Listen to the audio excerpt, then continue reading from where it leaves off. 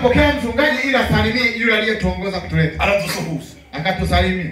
Amaze kudusuhuza. Alipomaliza kutusalimia, asuhuza iteraniro. Salimia kanisa. Atiye kubakira umupasiteri twazanye. Akaenda kusema anaenda kupokea mchungaji tuliyomleta. Nibura nk'iminota 5 cyangwa 10. Angalau dakika 5 au 10. Nyine nawe urabyumva. Na wewe unasikia. Ndahaguruka. Nikasimama. Magurutse. Niliposimama, mwana wanjye w'inanga acomokora hiyabo atomeka hiyanjye. Yule kijana wangu akatoa kibodi yao akaweka ya kwangu. Amina. Amen. Nsamu waganirira nyine. Nikawa kama vile nawapa story fulani. Nsamu nikawa kama mtu anayeongea. Nsamu mubira. Ni kama vile nahubiri. Muri uko kubira. Kwenye hiyo ubiri hazamukiramo kanini. Kapanda wingo. Baada ziramanuka abantu batangira kunezerwa. Nguvu ikashuka, watu wakaanza kufurahi. Abantu buzumuka wera. Watu wakajaa Roho Mtakatifu. Uko magaze mu mano yangu. Nimesimama kwenye kalama yangu. Uko marambere kwa amina. Sema leo.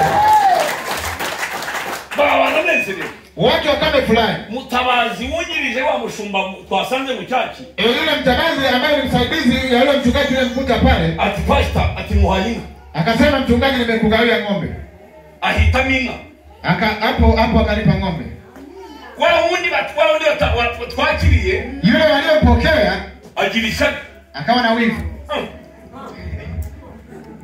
Bakamuhereza inka aje none hagiye mama z'icyumweru nayo bamaye. Wakamta ng'ombe, hii nimemaliza hapa wiki hamjalipa chochote. Ikase waligiruti. Hayo naweza kuyafanya. Ila ngende tabarana kibasa mchezi wako.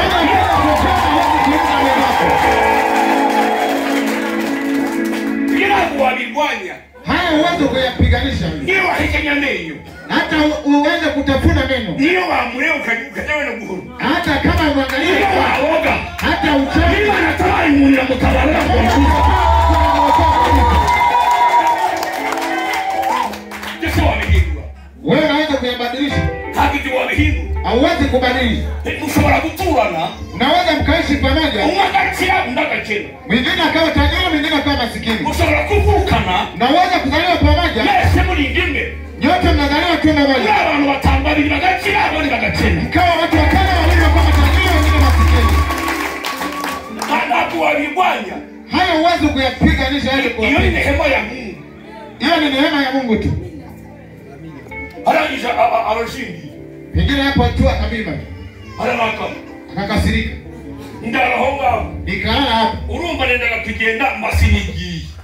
Nilikuwa nataka kwenda lakini nikaahirisha, nikalala hapo. Bamayi. Wamenipa ng'ombe. Mu gitondo njya kwireba. Asubuhi nikaenda kuangalia. Ngezeyo. Nilipofika bafata igihene kinini cyari kiraho. Wakashika beberu likubwa kabisa.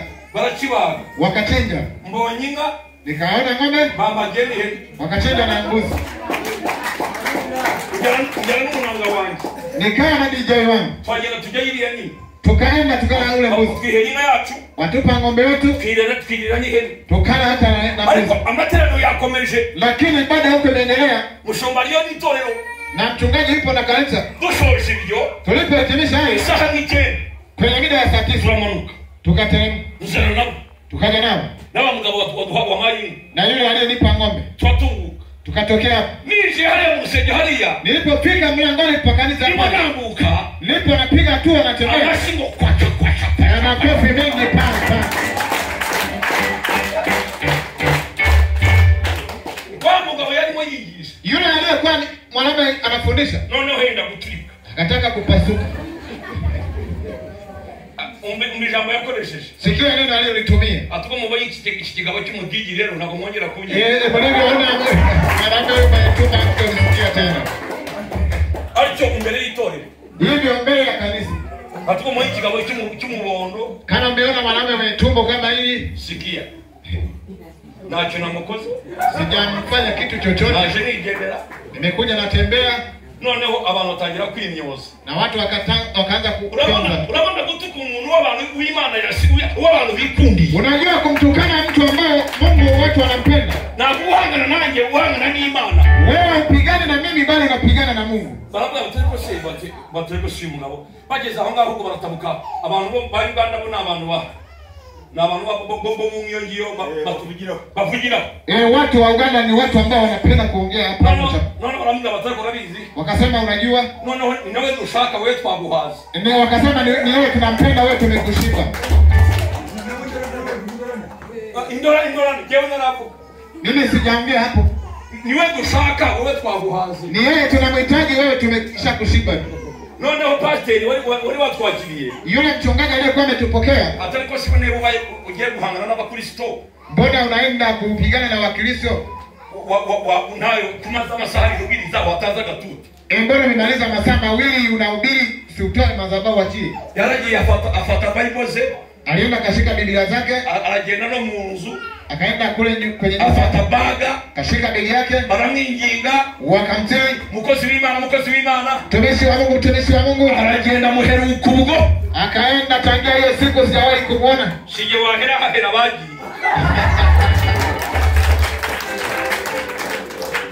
Amen. Ndangije nilipomaliza mvugo ubutumwa bwiza, nikahubiri injili takatifu. Ariko mu byukuri yewe magurutse, lakini niliposimama naravuze nashima umukozi w'Imana bigishije. Nilisema nashukuru mtumishi wa Mungu aliyefundisha. Ndamwubaka. Nikamjenga. Nawe ni Mungu wako wagiye. Kwa mimi niko najenga yule ambaye imeshapita ameenda. Ndio nakuvuga iki. Nataka kusema nini? Twahawe imana zitandukanye. Tulipewa kalama tofauti. Ntabwo waba wowe, ntabwo waba jewe na Yesu naba wowe. Mimi siwezi kuwa kama wewe na wewe huwezi kuwa kama mimi. Zamuri Imana yaguhaye ubikoresha. Pandisha Mungu aliyekupa uyatumie. Niba ugutanga ubikore cyane. Kama ni kutoa toa sana. Niba uguhimbaza Imana bikore nibyo. Kama ni kusifu sana ndio. Imana izaguhembera ibyo ukora mu rusengero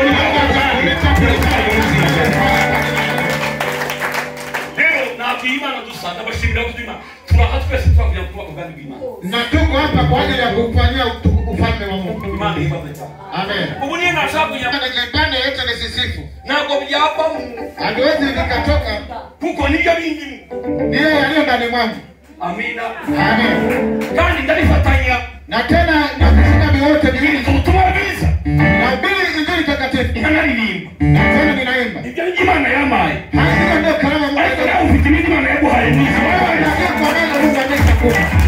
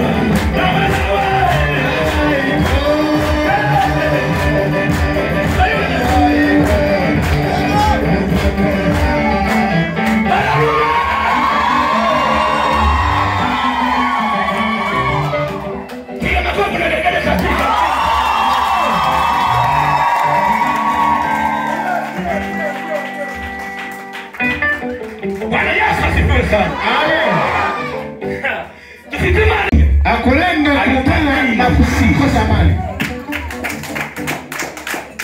Haleluya. Amen. Mazimisho nijishingo shabu kama unaona Imana. Nimemaliza siku na fundisha hiyo vitu vitano vinamfanya mtu ampate Mungu. Jingo shabu. Vitu vitano. Pointi tano tu. Ingingo ya mbele nukutaka imani pale. Pointi ya kwanza ni kutoka mahali Mungu anapotumikia. Kutoka msingi. Kutoka kanisani. Kutoka kanisani. Kutoka Nyefula ingingo shatu musabdihutisha. naenda kusema pointi tatu tu ni harakishi. Kutoka hehe. Kutoka wapi? Kutoka msingi. Kutoka kanisani. wanjye kagira abana kutava mu rusengero kutotoka kanisani. ntugagire impamvu n'imwe igukunde ikubuza gusenga. Gira vuba, Fanya haraka. gira vuba kwenda yabatesha gusa. Fanya haraka, wenda ameashifa. Arangize bareba akora yihuse. Akanyosha haraka haraka. Ishirame imyenda. Nikavaa nguo. Njya ku rusengero. Nikaenda kanisani. Babona ndiza. Akaona nimejileta. Icyumweru kiba cyakana. Wiki ikawa ya pili. Reka mubwire nenda. Ngoja niwaambie Amaso arakingutse. macho yakawa amepata kuona. Njya gutira akagari. Nikaenda kwa zima kama isiketi. Njya kugemura amata. Nikaenda kupeleka kuuza maziwa. Menye umwijima waciye. Giza limeondoka. Hasi umucyo wiyerekwa. Amekuja nuru ya ufunuo. Mike yavuze. Mike amesema hivi. Ngikuru ni imyumvire. La msingi ni utiifu. The Lions.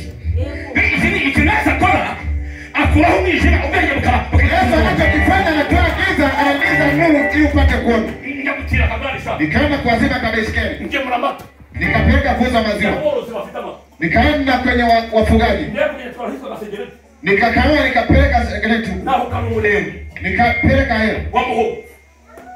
Sikaza litaki. Nikabakiza lita 2. Wabyumvise? Sikaza nguri imirengo yamuho. Nikaleta mihogo. Mambira kwa gari. Nikafunga kwenye beskeli. Sikaza litaki. Nikaleta lita 2 tena. Ndagemu. Nikapeleka Ndio kuuza. kutogora bibi. Nikapiga ndumu 2. Mwenye mugara wanjye arakujisha. Mwanamke wangu mimi nimekuwa. Mwenye nikose. Nikaenda hapo naomba. Ngamba ku rusengero. Naenda kanisani. Nikoma mtoto atangiye kunezera. Mama yangu ameanza kufurahi. Mwana wanjye sopi Imana imugabe. Mtoto wangu Mungu anaweza sababu Mungu anaweza kama muuliza. Bana Imana isopiga lo. Nako byatinze. Haijachelewa. Madama barabyaye. Kiwanga kama jifungua. Abyarira. Akaja Ashaka no gutaha. akataka kuondoka imani. Mukecuru aramubuza. Mama akamzuia. Reka tubaze rwaza umurwayi wacu dore yakize. Wewe tuongeze mgonjwa wake mbona amepona huyu? Uyimunera murekere mu mahanga. Na mimi kama ngoja nikaa. Kanuru kureba yakize wahagumye. Kama amepona kwa nini usikae hapa? Mukecuru mugara barabyaye. Mwanamke wangu kama amezaa. Abyaye kuri ya mata. Alipozaa kwenye yale maziwa. Nanja gusiga litesha. Nikaanza kuacha lita 5. Bakuraho umwiki. Kutoa mafuta. Barashidisha. Wakakoroga. Umugara ndamukanze. Mwanamke nikamkana. Ujye mwari bibiri gusa. Mimi Umugara atengera gutsinda kunezera Kamanda kwa Atumana Imana icyubahiro mu isi. Imana itanga guhindura Kristo itanga guhindura amateka. Mungu akaanza kubadilisha katiba zangu. Badamu baranezero. Kiwanga akafurahi. Na nyirabukwe. Na mama mke wake. Baba barezi. Wakawa watoto wazuri. Ubwo niko ndi mu rusengero. Hapo nipo kanisani. Ntabwo mapfa. Sitoki. Bamara iminsi. Wamenipa siku. Ariko ndahari. Bado nipo. Baraka. Siachi. Siyaondoka. Komezi. Senga.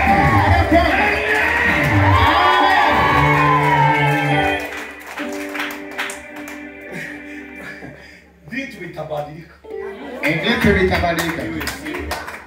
Vitu Ibintu vinabadilika. virahinduka. Abandi bavuze ngo ngiye gupfa. Waliokuwa wanasema naenda kufa. Babona simfuye. Wakaona sijakufa. Umugore wanjye atabyibuhe mu naruri. Mke wangu ambaye hajanenepa kwenye chumba kule. Mu naruri yenyewe yasehuka. Kwenye chumba kule kwa baba mke wake. Agiye kubyibuhira ku mata y'amagemu. Anaenda kunenepa kwa maziwa ya kununua. Ntabwo wabyibuha umubiri habyibuha umutima. Apanenepi mbili mpaka nanenepa roho. Umugore arishima. Mke wangu akafurahi. Byateye kangahise. Ilipita siku ngapi? Hashize ibyumweru 3. Wiki 3. Nangira gusenga sha. Nikaanza kucheka. Yesu nangira kumwumva. Sasa nikaanza kumsikia. Hashize amezi 4. Miezi 4 ilipopita. Nangira amasengesho yo kwiyiza. Nikaanza maombi ya kufunga. Ariko niko mari. Bado nipo. Ariko nyiri kuri ijambo ryo mu rusengero. Nikasema neno la kanisani. Bya bintu byose manarabizanye. Yale yote nikaa nimeyaleta. Ntabwo bigenda umunsi umwe. Abiendi siku moja. Ikiburi kirimo.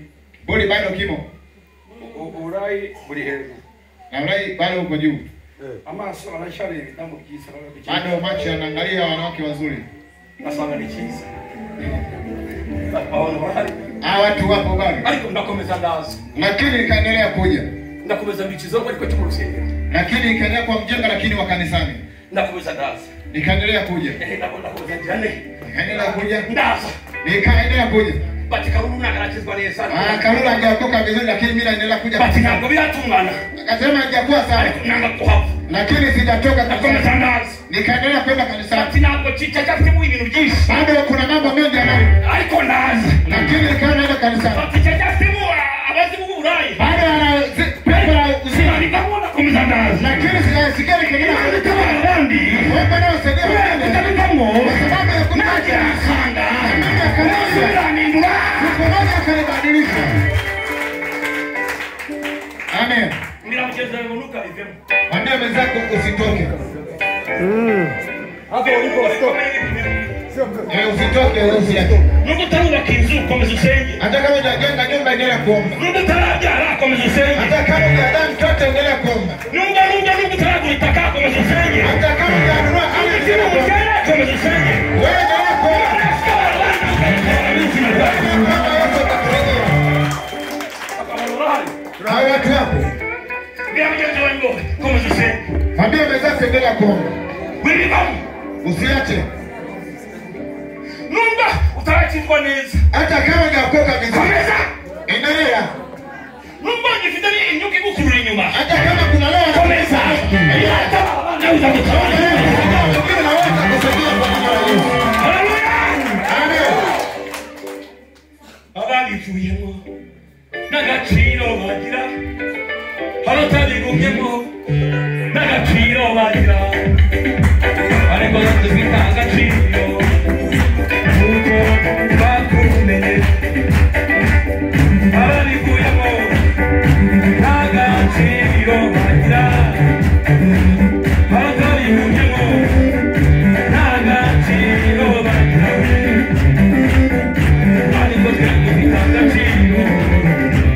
Uko bakumenye. Abandi kuyemo. Nagaciro bagira. Abandi kuyemo. Nagaciro bagira. Ariko tuzita agaciro. Uko bakumenye. Abandi kuyemo. Nagaciro bagira. Abandi kuyemo. Nagaciro bagira. Ariko tuzita agaciro. Uko bakumenye.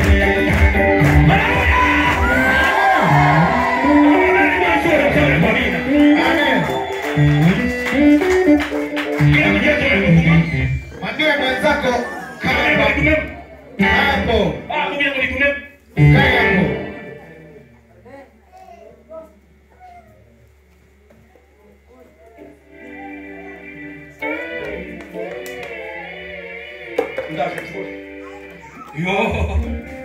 Gumamo. Muri Yesu niho turuhukira. Muri Yesu niho turuhukira. Muri Yesu niho turuhukira.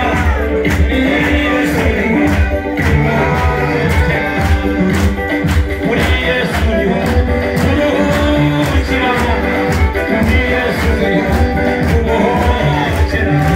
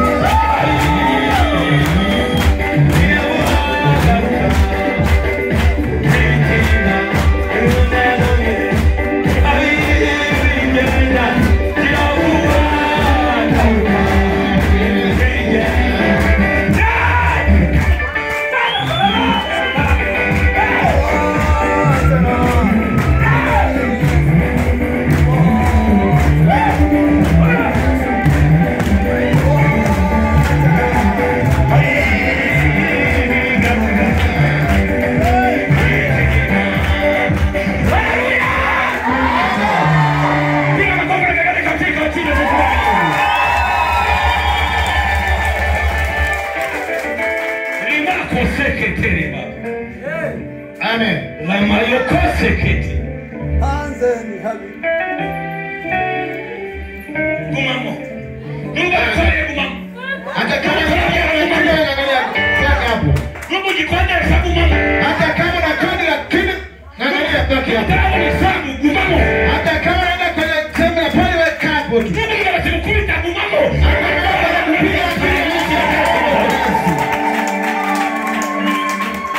gumamo kapo guma kapo guma mo kapo wewe ka hapo ka hapo hapo hapo gumamo kapo mwingine gumamo ambie kapo ndani kimani takuna baraka na hapo Mungu akaja kunisaidia sobre challenge the pastor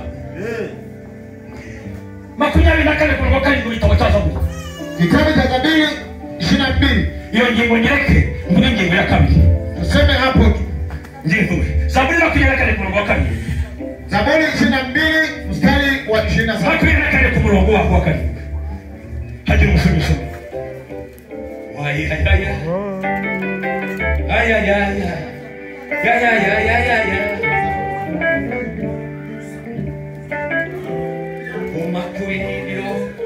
Kuma kujichane mimi ni imani wewe ayuba kuneba ikintu kiri ngaho cyagushikamira hagati y'ibiti naona kama vile kuna kitu kinasumbua kwenye kimepata no mu mabere kinakuja kinashika mpaka kwenye matiti ikiyo mvuga nibyo cyangwa ni wowe na hiyo ongea ni kweli au ni hapana icyo nacyo cyari kure kure uraza gutaha ubohotse na ile ndio kuachilia utaenda umefunguka kwa jina la Yesu tunaona nilikuwa pitisha hivi juu hanyuma rero icyo cyafashe hilo ndio kushika kintu bisabura kizi kinachooma ni kitu gani ukuba mu nzu y'Imana kandi neza ni kuwa kwenye nyumba ya Mungu na tena vizuri ukareka ibintu bisa n'ibishwabagura ukaacha video inafanana kama vile inaharibika ukareka ibintu bisa n'ibishwabagura ukinjira mu bita ndani ya nyumba ya Mungu ukaingia katika ndani ya nyumba ya Mungu ariko ikintu cyo navugita lakini hilo hautaondoka nalo malaika w'Imana arakibikiza malaika wa Mungu anaenda kukuponya ikiri mu bitu kilicho bezani kinachoshika kifuani kiza n'ibisonga y'amabere kinacholeta vichomi vya kwenye matiti ni kitu ni kitu mbaya sana ariko kuri Yesu lakini kwa Yesu araje kugukiza anamekuja kuponya kuko wageza imani kugira kwa sababu amefika mahali wanapomhubiri Mungu ibyo bivuze urabizi ongea unayajua bijomba cyane bikapikana bituza kubera kare kubana n'ukuturi vinakuchoma kabisa unasikia kifua kimekuwa kizito ndaje nikwirukanye nakuja nikifukuza kwa jina la Yesu Yesu anaanza kuhubiri Yesu anakuja kufungua muda sio mrefu na mbele imani kubali mpe Mungu heshima haleluya amen niko somela yana nasoma Mada Samuel Zaburi makumyabiri na kane ku murongo wa karindwi niwibuka ibyaha byo mu busore bwanjye ni wose ni makumyabiri na kane umurongo wa karindwi Zaburi yego reka da aravuga ngo ntiwibuke ibyaha byo mu busore bwanjye Zaburi makumyabiri na kane ku murongo okay aya wambeshye mushiki wanjye gusa nahingiye kureba ngo ndebe kare rero baba wasobaga makumyabiri na gatanu data usomera ku makumyabiri na karindwi ku murongo wa kane makumyabiri na karindwi ku murongo wa kane 27 mstari wa 4 Ichosaba Uwiteka ni Ichosaba Uwiteka ni kimoja aha Nicho nzajya nshaka nukuba mu nzu y'Uwiteka iminsi yose mu nzu yanyu kuba mu nzu y'Uwiteka iminsi yose nyiriho mkuba mu nzu yanyu Uwiteka Yesu wanyu yanyakorome abantu barahari si Ichosaba Uwiteka ni kimwe nicho nzajya nshaka aha komeza pastor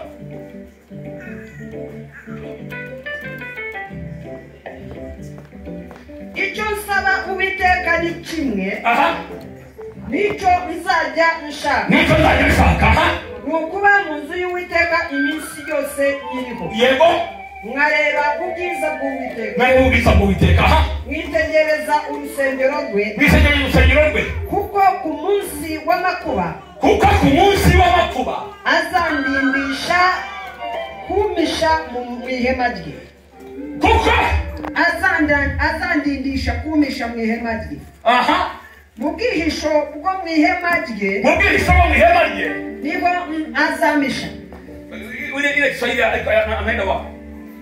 Aha. Soma Kiswahili.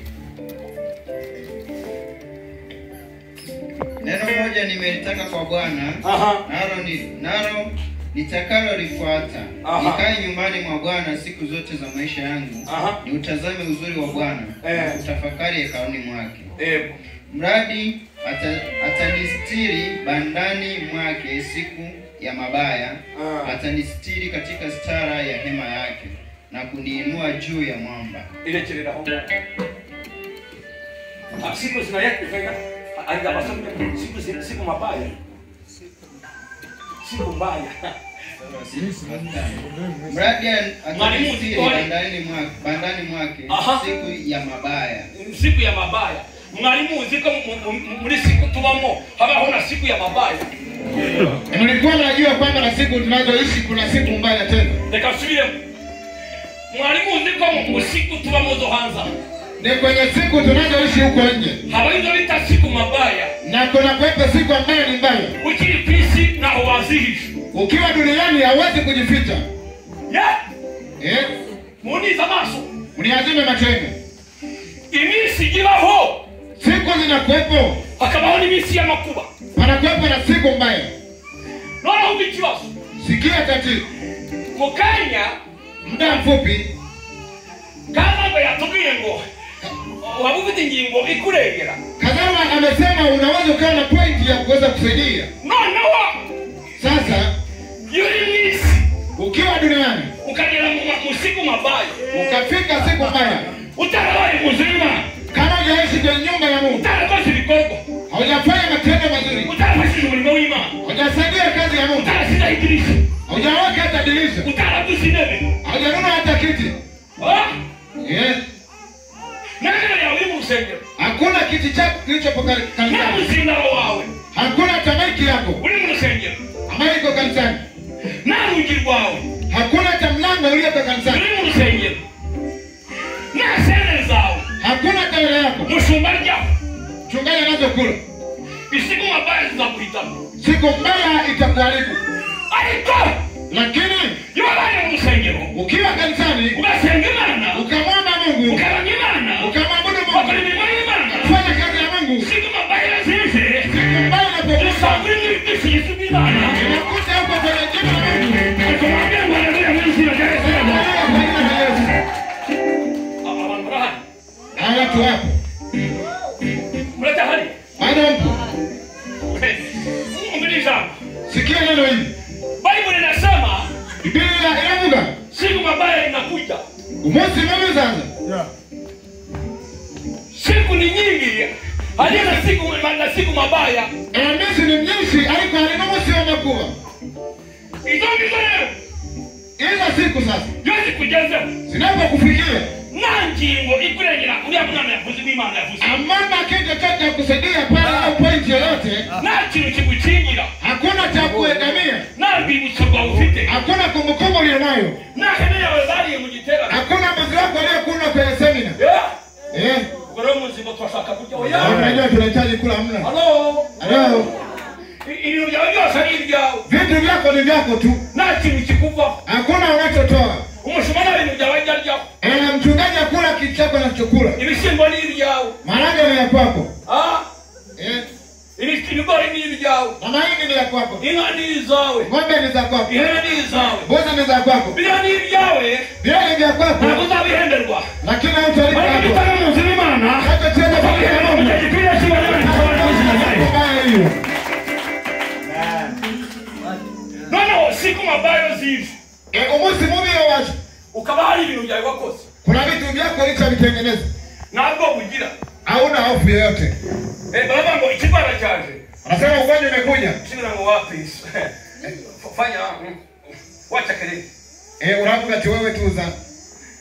Jewe ngai nivuganira wacha wewe shetani. Mimi na kazi na shetani. Basi tani jenda nangi nijenge. Akamwambia bwana yule mwezi na jage. Amen. Urahamagara gusa. Unaita. Uyu Mungu wa Mike. Kijana wangu Mike. Yambie ngo kazi kajenze nabi. Aliniambia kazi imeenda vibaya. Kesho unaje kushima. Juzi alipokuja kushukuru. Na ina ajibu. Nilikuwa nimeenda kwake. Aranga tupate usengere. Akasema mchungaji niombee. Yanga tusinzi kunubitea tunasema vipi? Akasema sijui ikoje sina hela. Nenda kubihagarika. Walikuwa nataka kusimamisha. Ndamwandika mubiri. Akasema ngoja nikwambie. Nomwandikira kuse. Mwandikaji alisema mwadokeye kwizera komeza n'abantu bubaka ibigega. Tunastahili kuwa na imani kama watu wanaojenga vile vibuyu. Namubwira ni umugabo yaravuze ngo Mwanamke alisema hivi, umuntu wese ufite kwizera, mtu mwenye imani abona amazi bijyanye n'ikigega afite. Anapata maji kulingana na kifaa chake kinavyolingana. Afata ikigega akagishira ku nzu kandi tuzagushimura. Anakamata kifaa chake anaweka kwenye nyumba na wakati akipata ile ikigega shiraho niyo mazi abona.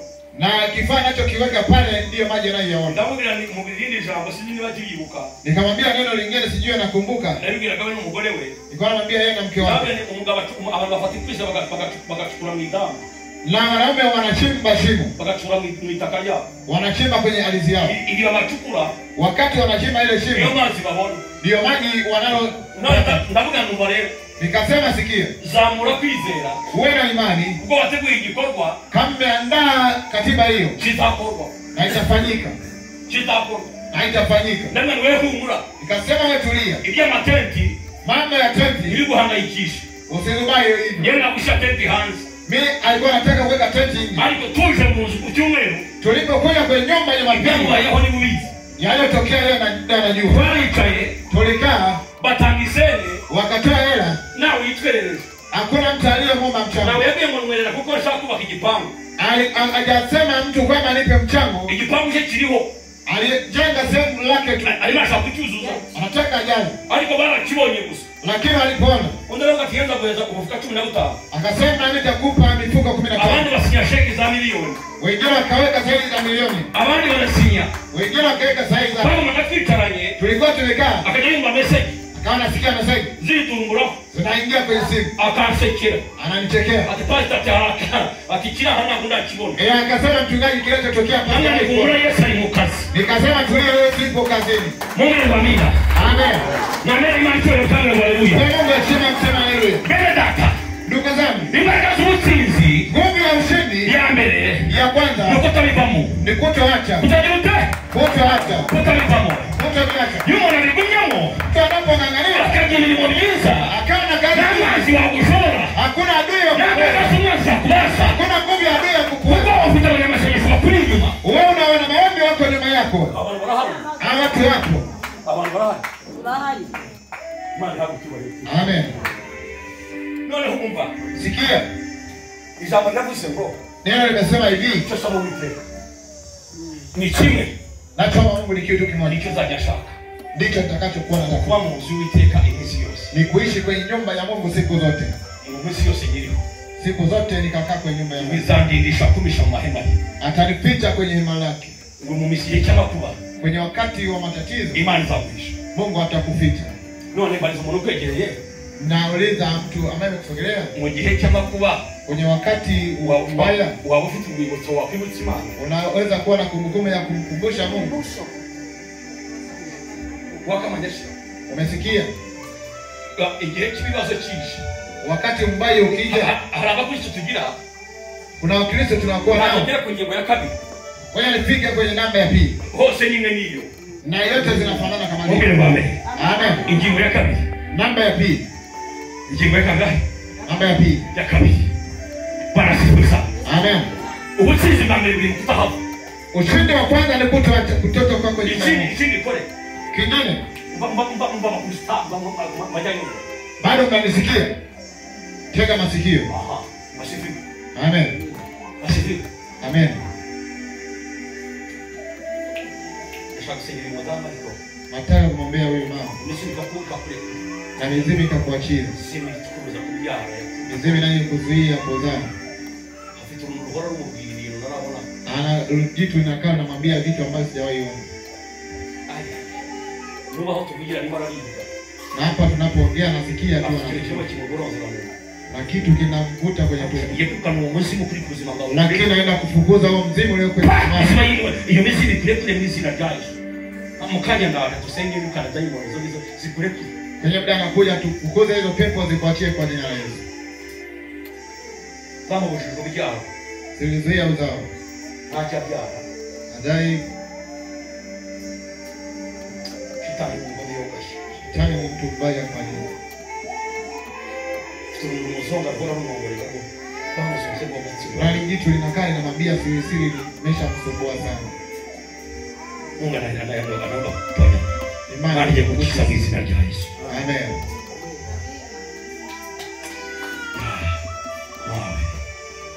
Stani ya Mungu kujala. Uri konga Mungu ayo gatsirwa n'Imana. Ura Mungu tumara. Shetani aliyemzoea kuzaa na kana mzoea tumboni kabisa.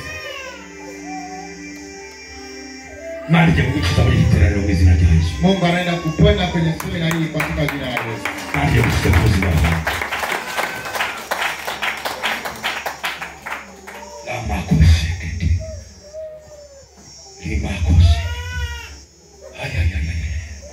Grazie Yesu kwa kuwa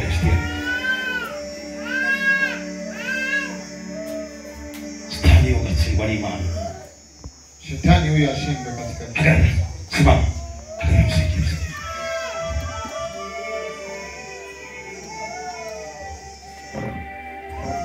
Daimoni zako zote zikaje. Samara moko ya. Wambo daimoni we ukatsingwa n'Imana. Pere umugore kutabyara ukamuzonga. Basi wizira rya Yesu. Takira ubuzima bwe wa mutayimoni. Takira wa musimu wende kubudode kwe mudamu. Musimu muzamuka mufata mu gicuku imizimu ingongorera. Imizimu gukerekenda he mubira gupfa. Tayimoni shaka umubuzima muzima n'ubugingo. Stani hori ngonga munazabyara. Takira wa musimu wenda kwirukanye ku buzima. Takira katika jina la Yesu mwana wa Mungu. Na tuharika wa musimu we. Brefere. Takira mwisi na Yesu. Takira wa musimu we. Takira mwisi na Yesu Kristo. Takira wa mutaimoni we. Takira. Takira. Sina Yesu we. Takira. Sina Yesu we. Nazareti. Pasi. Muka wa mutaimoni we. Takira mwisi wage wa musimu we. Taimoni wali mwongi muga kamera munda. Tumatabyara. Saku turongeza wa turatabe mu rugo. Sina rya Yesu w'i Nazareti. Ndagutegeka murekure. Ndagutegeka murekure. Takira ubuzima bwe wa musimu. Katika jina la Yesu mwana wa Mungu. Nafunga mapepo. Wa mwuka wa shetani. Takira. Takira ulabana. Takira jaya ni jina rya Yesu. Pamundaye. Pamundaye wa musimu we. Pamundaye. Pamundaye. Pamundaye. Takira. Pamundaye. Sina rya Yesu w'i Nazareti. Ndategetse mu izina rya Yesu uyu munsi. Daimoni gufata mu gicuku imizimu ikonga. Imizimu kwicara mu gicuku. Imizimu gutera kurogotana. Wa mudayimoni we, wa myuka y'abarozi we, wa musimu we. Dekura. Pasa guma. Sina rya Yesu w'i Nazareti. Dekura. Dekura. Dekura mu izina rya Yesu w'i Nazareti. Vumera. Katika jina la Yesu mwana wa Mungu. Baraka z'Imana zikubohoreze umukiza. Uhereye uyu munsi. Jya Imana ibwira neza ubuzima bwawe. Piga makofi na bibiri katika jina la Yesu. Amen.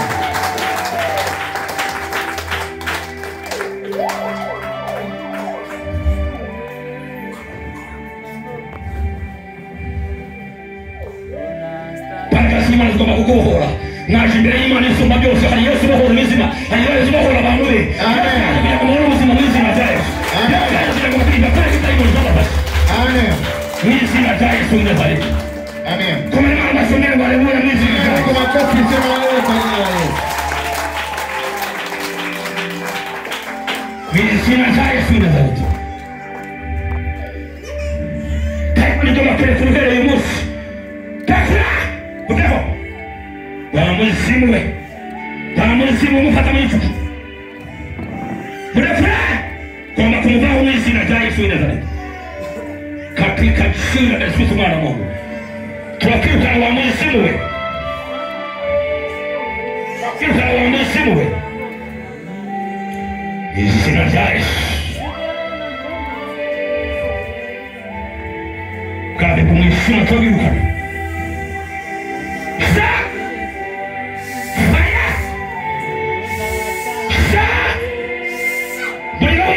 Wa mutaimoni we takiro muzibage wa mutima we katika jina la Yesu mwana wa Mungu. Power wa mzimu we mrekure takiro mkeho takiro izina rya Yesu wa Nazareti. Mkeho wa mutaimoni we katika jina la Yesu na kufunga mapepo Bangwa tukani vitu simu. Paragazima na zikufate. Paragazima na zikuboho. Piga makofi na gari katika jina la Mungu.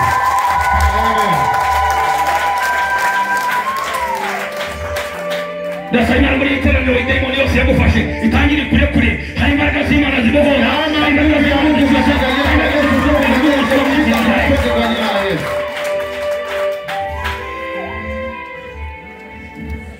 Izina rya Yesu w'i Nazareti.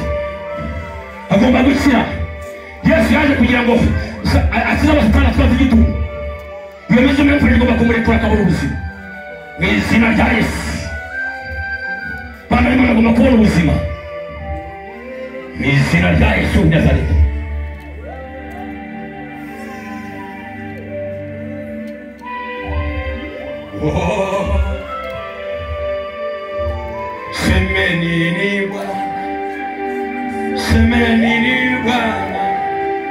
Semenini Bwana ya nashukuru Baba.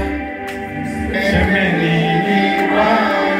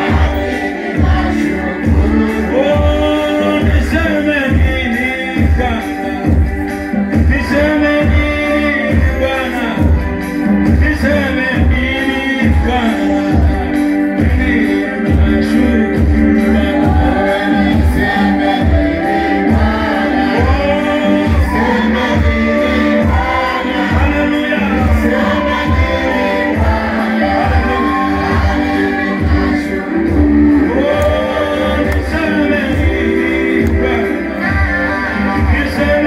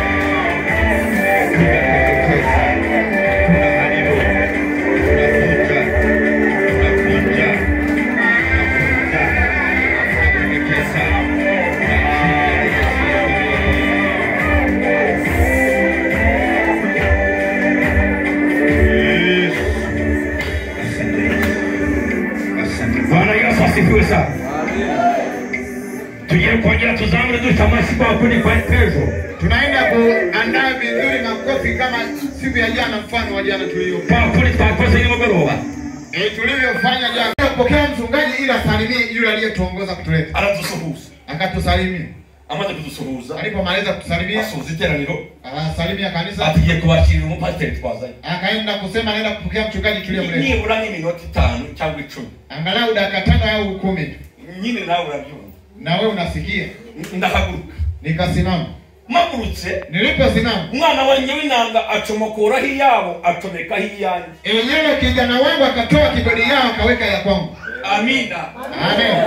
Usamu waganirira nyine. Nikawa kama vile nawapa story fulani. Usamu. Nikawa kama mtu anayeongea. Usamu mubira. Ni kama vile nahubiri. Muruko kubira. Kwenye hiyo ubiri hazamukira makanini. Kapanda wimbo. Baada ziramanuka barotangira kunezerwa. Nguvu ikashuka, watu wakaanza kufurahi. Abantu buzumuka wera. Watu wakajaa Roho Mtakatifu. Uko magaze mu mano yangu. Nimesimama kwenye kalama yangu. Uko marambere kwa Amina. Sema leo. Baba nanezere. Watu wakamefurahi. Mutabazi wungirije wa mushumba twasanze mu cyaci. Yule mtabazi ambaye ni msaidizi ya yule mchungaji yule mkuta pale. Ati pastor ati muhayina. Akasema mchungaji, nimekugawia ng'ombe. Ahita minga. Hapo akanipa ng'ombe. Wala wundi twakiriye. Yule waliopokea agirisha akawa na wivu. Bakamuhereza inka aje none hagiye mama zicyumwe nayo bamaye. Wakampa ng'ombe, hii nimemaliza hapa wiki hamjalipa chochote. Ikase waligiruti. Hayo naweza kuyafanya. Ila yeye tabarana kibasa mchezi wako.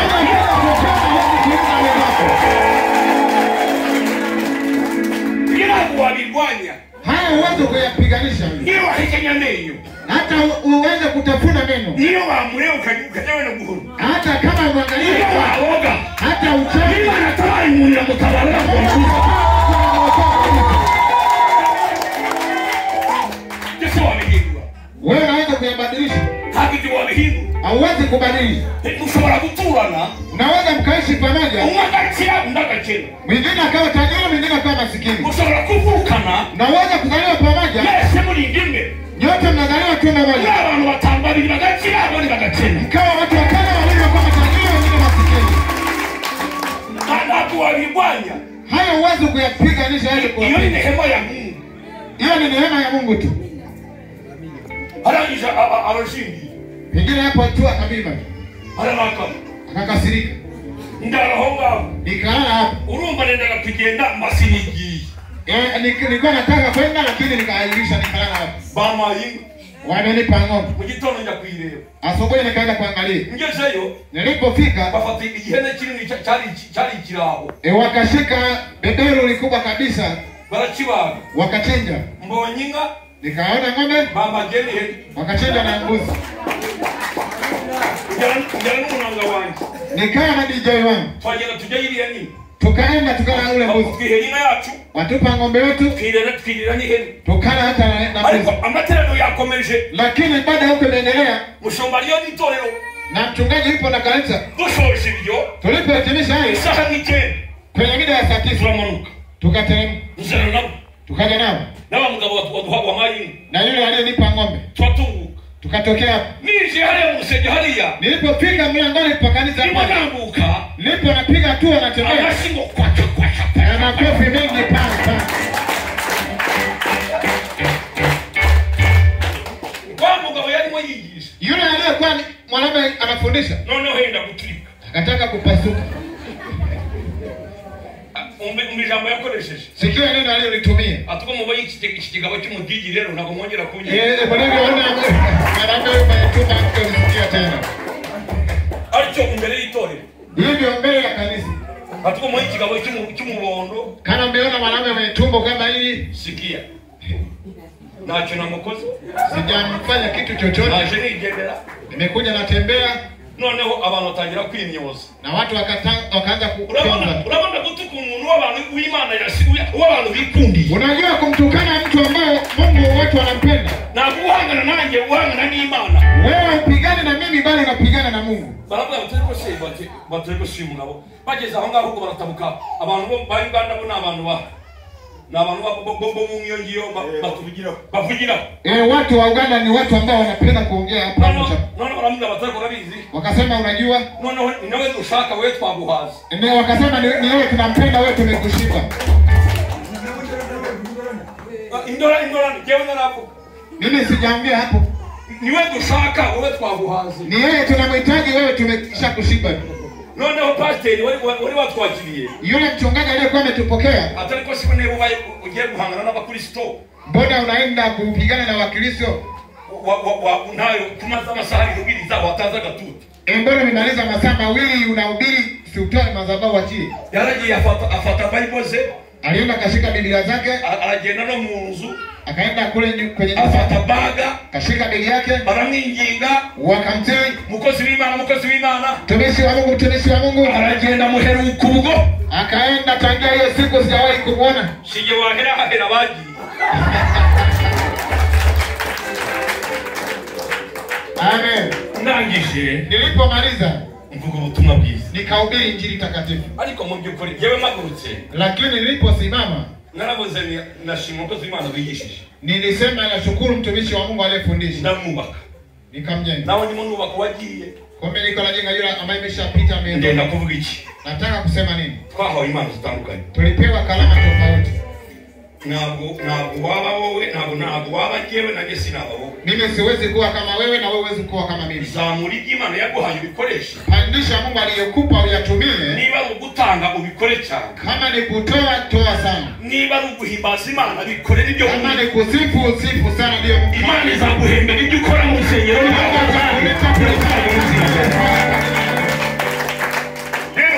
Imana dusanga bashimira ubuzima turaha twese twakugira kuba ubwami bw'Imana. Na tuko hapa kwa ajili ya kufanyia ufalme wa Mungu. Imana ibabarike. Amen. Ubu ni nashaka kunya kipande yote ni sisifu. Nako byapa hatuwezi vikatoka kuko nibyo bindi.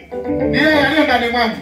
Amina. Amen. Kandi ndalifatanya na tena na kushika yote miwili ubutumwa bwiza. Na ubiri injili takatifu. Naririmba. Na tena ninaimba. Ibyo Imana yamaye. Hayo ndio kalama Mungu. Hayo ufite Imana yaguhaye ni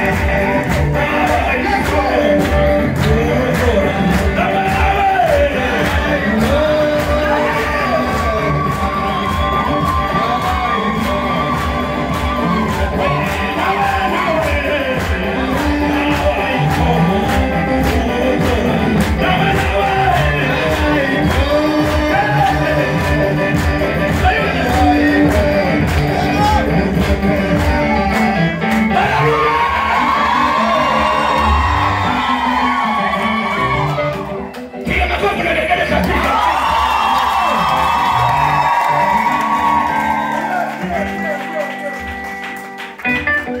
Bwana Yesu asifiwe sana. Amen. Tusitimane.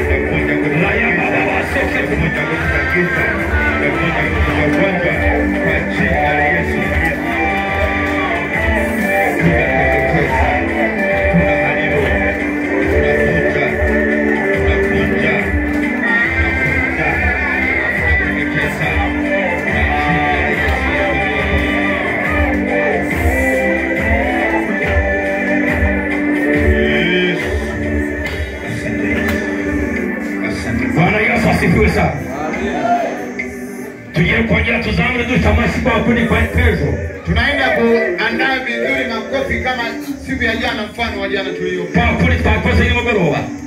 tulivyofanya jana.